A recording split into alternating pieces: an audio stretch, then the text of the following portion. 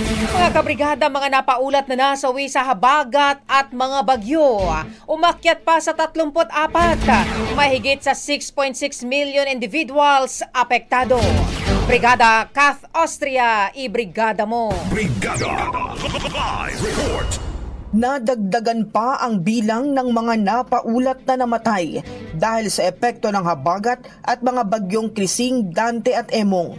Sa tala ng NDRRMC, umabot na sa 34 ang napaulat na nasawi, habang 18 ang nasugatan at 7 pa ang patuloy na pinaghahanap kaugnay ng mga pagbaha at malalakas na pag-ulang dulot ng habagat at magkakasunod na bagyo sa bansa. Sa kabuang bilang ng mga nasawi, 2 pa lamang ang kumpirmado, habang ang iba ay patuloy pang biniberipika ng mga otoridad.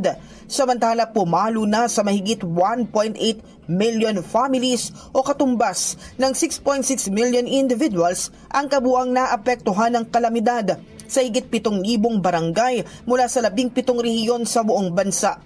Sa naturang bilang, 33,694 families o 113,646 katao pa ang kasalukuyang nanunuluyan sa mga evacuation centers, habang patuloy ang pagbibigay ng tulong mula sa mga kinauukulang ahensya ng pamahalaan.